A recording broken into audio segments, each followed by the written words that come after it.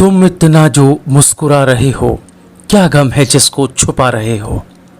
महेश भट्ट की सन 1982 की फिल्म अर्थ में शबाना आजमी के साथ इस नौजवान एक्टर को देखकर उस वक्त भला किसने सोचा होगा कि इस कलाकार ने भी सीने में वास्तविक दर्द को छुपा रखा है और मुस्कुराने का महज अभिनय कर रहा है।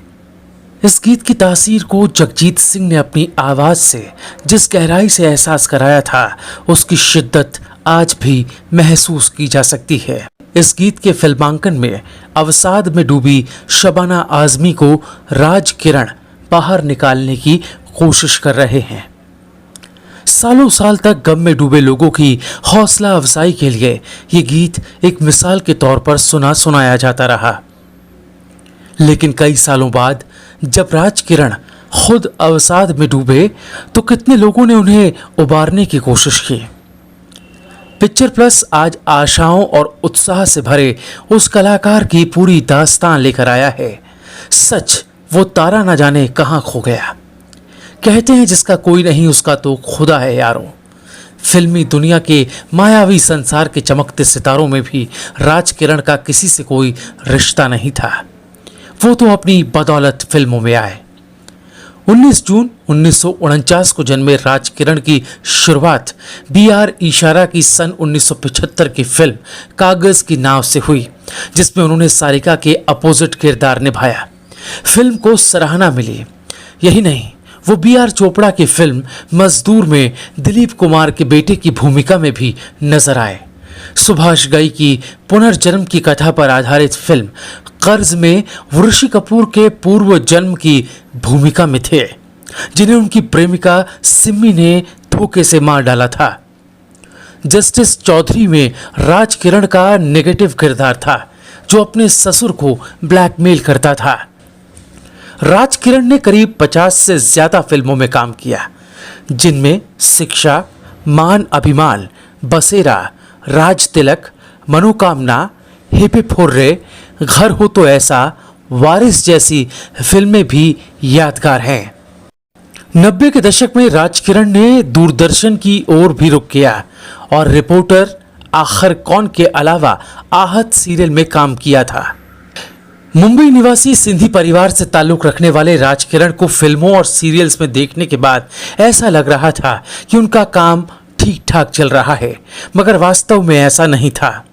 उन्हें अच्छे बैनर मिले, नामचीन डायरेक्टर भी मिले, लेकिन शायद मन के मुताबिक किरदार नहीं मिल पा रहा था, जिसके लिए वो खुद को डिजर्व समझते थे। कहते हैं माया नगरी में किस्मत सबके साथ अच्छा सलूक नहीं करती, नियति भी अपना रोल निभाती है। राज किरण के साथ भी शायद कुछ ऐसा ही हुआ। नियति ने उनके साथ क्रूर व्यवहार किया और वो एकांत के शिकार हो गए। शराब उनका सहारा बन गई। कहते हैं बात बात पर पब्लिक प्लेस पर वो झगड़ने लगते थे, कभी होटल बार में तो कभी बीच सड़क पर।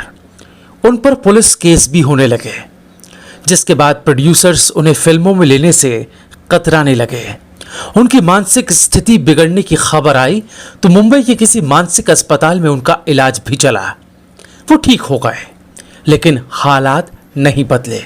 बॉलीवुड में उनको लेकर बेरुखी ज्यादा बढ़ चुकी थी। सबकी उदासीनता देख वो अमेरिका में बसे अपने भाई गोविंद मेहतानी के पास चले गए। ऐसा समझा गया कि सेहतमंद होने के बाद वो लौटेंगे, लेकिन फिर सालों गुजर गए तो लोग उनको भूल ही गए। उनकी खोज खबर भी लेनी बंद कर दी गई। बहुत से लोगों ने तो उन्हें मरा हुआ ही मान लिया। लेकिन धरती है तो दुनिया में किसी न किसी रूप में इंसानियत भी जिंदा है। हर जगह कुछ भले लोग भी होते हैं।